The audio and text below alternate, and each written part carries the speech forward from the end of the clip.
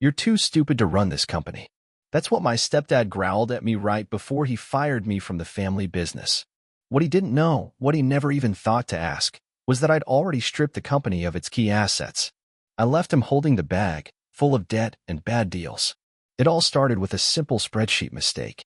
Just one little number that didn't quite fit in the quarterly reports. Most folks might have shrugged it off as a typo, but not me. I practically grew up reading balance sheets. My dad had me double-checking decimal points before I even learned to drive. So when something didn't add up, I noticed. I was sitting in what used to be my dad's office, technically mine now, staring at that number.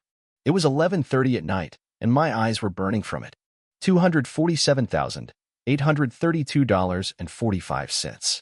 Sent to some account I'd never seen.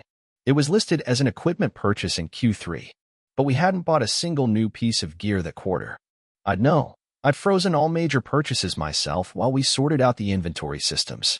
That was 3 months back, before everything fell apart. Before I found out just how rotten things had gotten inside my dad's company. I guess I should back up a little. Name's Logan. Up until recently, I was the VP of the company my father built from the ground up over 3 decades. He passed away 6 years ago, heart attack, right at his desk. To be honest, that's probably how he would have wanted to go. Man always said he'd rather die working than fade away in retirement. Mom took it hard. Real hard. So when she started dating again a year later, none of us had the heart to stop her. Your father would want me to be happy, she kept saying. And truthfully, she was right. What none of us saw coming was Grant. He showed up at one of our charity events, dressed sharp, flashing a smile full of perfect teeth. Had this way of making everyone feel like they were part of some inside joke. Mom fell hard. 6 months later, they were married. A year after that, somehow he talked the board into naming him CEO. He called it fresh blood. Said the company needed new energy and fresh ideas. I didn't put up much of a fight. I was focused on operations, keeping the standards my dad had worked so hard to build. Besides, Grant sounded like he knew what he was doing. Our stock price ticked up. The investors smiled. But then, little things started to change. Long-time employees were suddenly retiring. Our supplier deals were being rerouted to firms I'd never even heard of. Small red flags, at first. My sister Harper, she's in legal, was the first to say something didn't feel right. These contracts are strange, King, she told me one morning over coffee. They're written in a way that almost feels intentionally confusing. And the companies? I can't find much about them. That's when I started digging. Quietly. The more I looked, the more oddities I found. Money moving to strange places. Resources being poured into projects that didn't seem real. And Grant started making comments. Snide little jabs. Your father's way of doing things is a bit outdated, don't you think? Or, this isn't a mom and pop shop anymore, Logan. We need big thinking. But the real breaking point came just last week. I was going through some reports with my buddy Dylan. He's been with me since college, when Grant barged into my office, didn't even bother knocking. What are you doing with those files? He barked, already turning red. Just looking through the Q3 numbers, I told him, calm as I could. There are some inconsistencies I wanted to. Inconsistencies. He spat the word like it tasted bad. The only inconsistency here is you being in a leadership role. You're just like your father, stuck in the past. Too scared to take real risks. Dylan tried to say something, but Grant just kept going. You think I don't see you, sneaking around, second-guessing everything I do? This isn't your daddy's little workshop anymore. This is a real company, and it needs real leadership. I stayed quiet. That always bugged him. My dad used to say that silence can be the sharpest blade. You know what? Grant snapped. I'm done. Next week's board meeting? I'm recommending your termination. Then he stormed out, didn't even close the door. Power move. Dylan whistled low. You good? I nodded and pulled up the file I'd been studying before we got interrupted. You still have access to the backup servers? Yeah. Why? Because, I said, turning my monitor so he could see, I think I figured out where that missing $250,000 went. And that's just the beginning. That night, Mom called. She was crying. Logan, please, just apologize to Grant, she begged. He says you've been stirring up trouble, challenging his decisions. Can't you two just try to get along? For me, I thought about telling her everything. The missing money, the shell companies, the scheme I was starting to uncover. But I could hear Grant's voice in the background. This wasn't the time. It's gonna be okay, Mom, I told her instead. Everything's gonna play out exactly how it's supposed to. After I hung up, I sent a message to Harper. Remember that contingency plan we talked about? It's time. She replied almost instantly. Already on it. Tessa Lang from HR just sent over those files you asked for. You're not going to believe what we found. I leaned back in Dad's chair. Eyes drifting to the photo on my desk, him standing in front of the factory on day one, sleeves rolled up, quiet smile on his face. The same smile he had when he taught me my first business lesson. Trust your gut, son, he said. But always have the paperwork to prove it. Don't worry, Dad. I've got the paperwork. And Grant? He has no clue what's coming. Update time.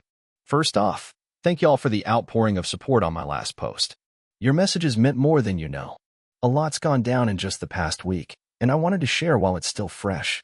Remember those old records Tessa Lang found? Turns out my dad had kept files on every company that ever tried to buy us out. And wouldn't you know it, 3 of those failed takeover attempts came from shell companies. All of them lead back to Grant. That man had been circling us for nearly a decade before he ever laid eyes on my mother. I learned all this around 3 a.m. last Tuesday. I was at Harper's apartment, Chinese takeout spread across her coffee table, papers everywhere. Dylan was crashed on the couch, laptop still open, scrolling through Grant's old business dealings. Look at the pattern, Harper said, laying out the papers across the floor. Every single company he's been involved with over the last 15 years, it's the same play. He marries into family-run businesses, takes over, and within a few years, they're either bankrupt or sold off in pieces. My stomach turned as she pulled up news clips. Factories shut down in Ohio. A publishing house in Maine, gone. A restaurant chain in Florida, nothing left but empty buildings and unpaid debts. What about the wives? I asked, already bracing for the answer. Left with nothing, she said. And Mom's got a prenup with him, doesn't she? I nodded. His idea, supposedly to protect the company. The irony nearly made me put my fist through the wall. The next morning, I met Mom for breakfast at her favorite diner, the same place Dad used to take us every Sunday after church. She looked worn out, tired in a way that made her seem older than she really was. She kept stirring her coffee like she was trying to find something at the bottom of it. Logan, please, she said softly. Grant says if you just apologize, maybe step back from operations for a bit. Mom, I said, keeping my voice gentle, and slid my phone across the table to her. I need you to see this. She stared at the screen. It was a photo of Grant, standing beside a bride at a wedding 15 years ago. His third wife, according to the paperwork. She used to own that publishing house in Maine, the one he ran into the ground. This could be fake, Mom whispered, but I saw the doubt creep into her eyes. There's more, I said. A lot more. But right now, I need you to trust me. Can you do that? Her hands trembled as she handed my phone back. I need time to think. I reached into my coat and slid her a USB drive. Everything's on there. When you're ready, just be careful where you open it. Back at the office, the pressure was rising. Grant had started holding these little private meetings, pulling folks in one by one. Dylan texted me from the 3rd floor. He's going through old contracts. Looks nervous. Good. Harper had been working hard too. She'd moved copies of every critical document to a secure server. If he tries to delete anything, she told me, we'll know. The blow-up came sooner than I figured. Thursday afternoon, I was in the middle of a meeting with Mr. Kwan, one of our biggest clients. That's when Grant stormed into the conference room, red-faced and steaming. What did you tell them? He snapped. I didn't even look up. Just stayed seated, calm as ever. We're in a meeting, Grant. We'll talk later. Like hell we will. You've been spreading lies, trying to sabotage me. Mr. Kwan slowly rose from his seat. He'd known my father for 2 decades. Perhaps now's a good time, he said, to talk about the irregular charges on our last 3 invoices. Grant's face turned ghost white. I gave a slow smile. Yes, let's talk about that. 2 hours later, I was officially fired. Grant made a big show of it in the lobby, yelling about how I was incompetent, how I lacked vision, how I was sabotaging everything he built. I didn't say a word. Just let him bark. The whole thing was being caught on security cameras. And every single person in that lobby, another witness. You're too stupid to run this company, he shouted, jabbing a finger at me. Just like your idiot father. I looked over and caught Harper's eye. She gave me the slightest nod. Everything was in place. You're right about one thing, I said, my voice steady, loud enough for the whole room to hear. I'm not running this company. I paused a beat. But neither are you. Not anymore. His face flickered. First rage, then confusion, then fear. He must have seen something in my expression because he bolted for the elevator, headed upstairs to the executive floor. I called after him.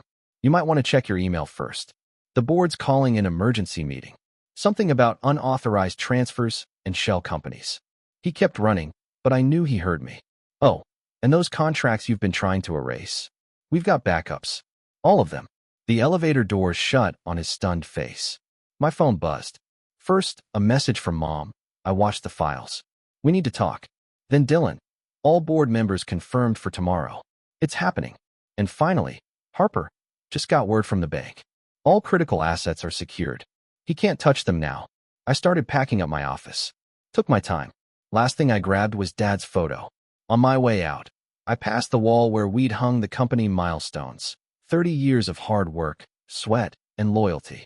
Grant thought he could tear all that down. Just another mark in his pattern.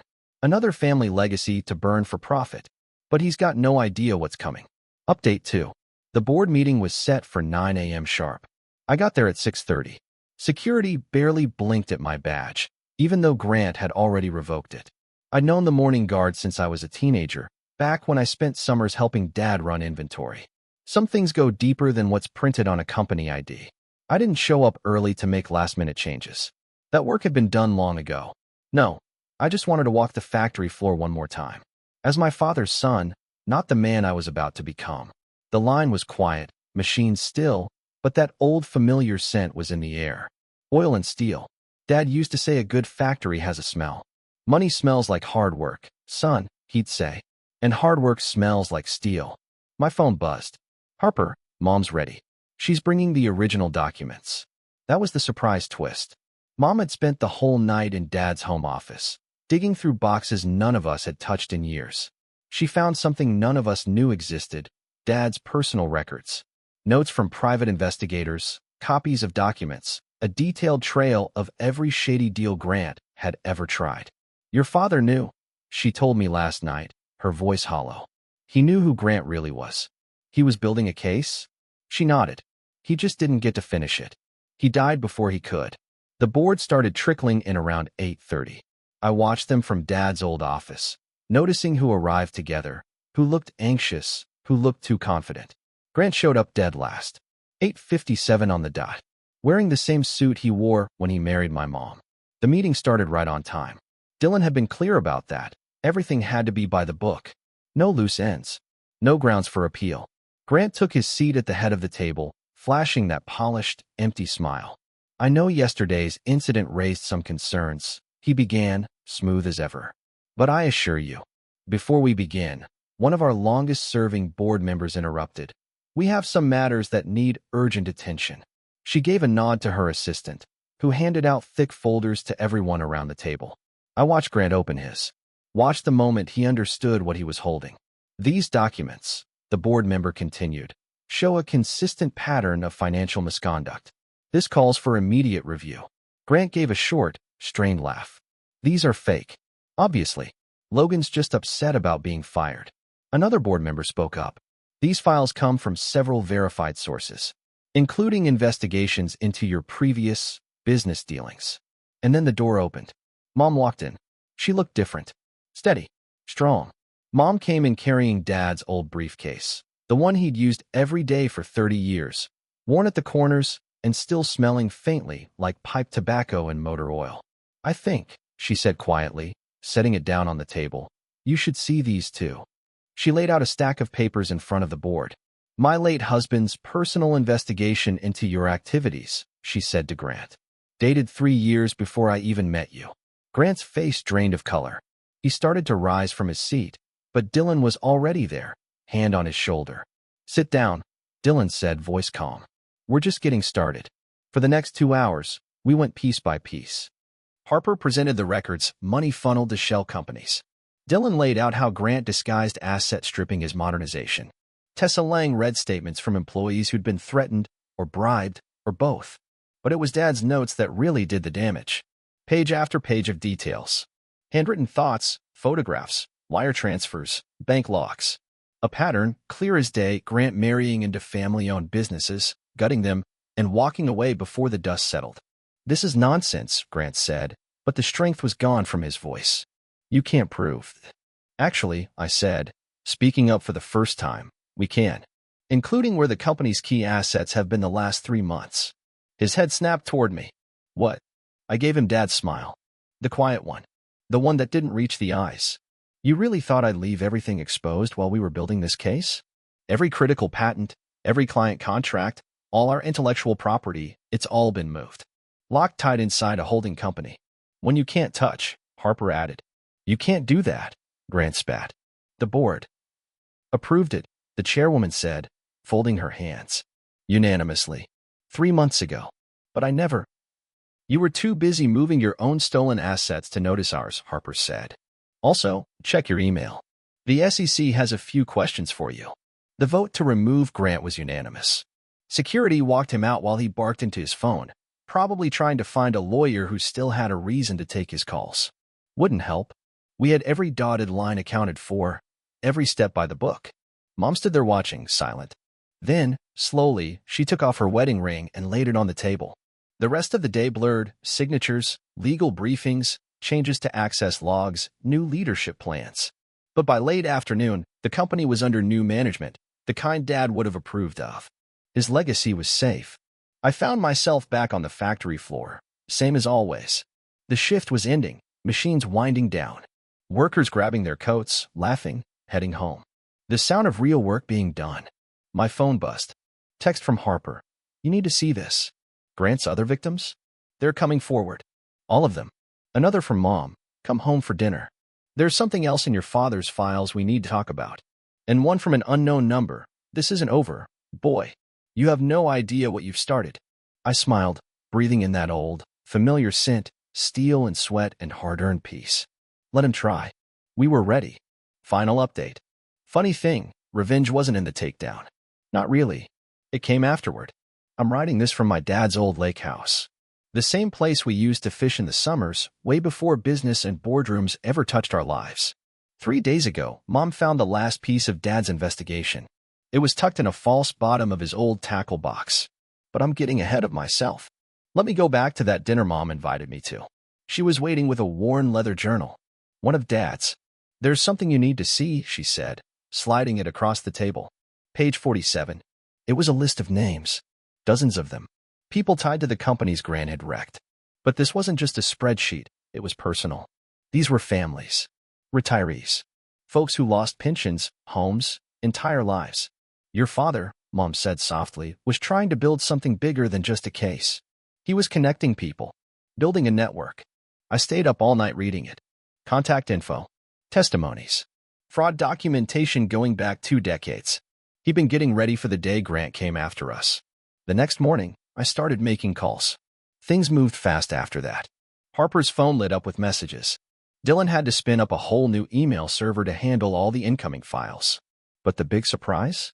It came from the tackle box. Logan, Mom said, holding up a USB drive and a letter. I think your dad knew he was sick. Long before the heart attack. This was his backup plan. Turns out Dad had been working with federal investigators. They were building a RICO case, and the drive had almost everything they needed. Almost. The last piece? Brand himself would hand it to them. It started with that threatening text. Then came the money movements, huge amounts. Just like Dad predicted. He's running the same play, Dylan said, watching the transactions roll in. Trying to move assets fast, before the lawsuits hit. Is he using his usual routes? Every single one. Perfect. See, we've been tracking those channels for months. Every transfer, every dummy company, every offshore account, the feds were already watching. They moved in on a Wednesday morning. I was mid-meeting when Harper came bursting in, grinning like Christmas. Turn on the news. Headlines lit up. Multi-state financial fraud ring exposed. Grant's mugshot was everywhere. He wasn't alone. The whole crew, the lawyers, the accountants, the shell companies, got scooped up in the same net. His perp walk even made the evening news. Same expensive suit. No smile this time. Just cuffs. But this is what would have made Dad proud. We didn't stop at taking Grant down. We started rebuilding. That holding company we used to protect our assets? Now it's helping other families do the same. Harper's leading a team of lawyers. Helping folks Grant burned get their lives back. The publishing house in Maine? Reopening next month. The Florida restaurant chain? The original family got their locations back. That Ohio factory? Workers are finally getting their pensions restored. Mom's doing better too. She started a support group for folks who've been through relationships like hers. Helping helps, she told me. Yesterday, I found her in Dad's office, staring at old pictures. He'd be proud of you, she said. Not just for saving the company, for finishing what he started. I picked up that old photo of Dad. Opening day, sleeves rolled up, that quiet smile on his face. We did it together, I said, just like he would have wanted. This morning, I got another text from an unknown number. But this one wasn't a threat. Thank you. My father lost everything to Grant 10 years ago. He didn't live to see justice, but I know he's resting easier now. I got dozens more like that. Each one a reminder. Grant's first hearing is next week. The evidence? Rock solid. His lawyers are already begging for a plea deal. The feds aren't biting. They want an example. As for me, right now, I'm sitting on the dock out back, watching the sun set over the water Dad loved. Tomorrow, I go back to the office. Back to running the company. The right way? The way he taught me. But tonight, I'm just a son who finished his father's fight. And somewhere out there, I know he's smiling that quiet smile again. The one that always meant everything's exactly how it should be.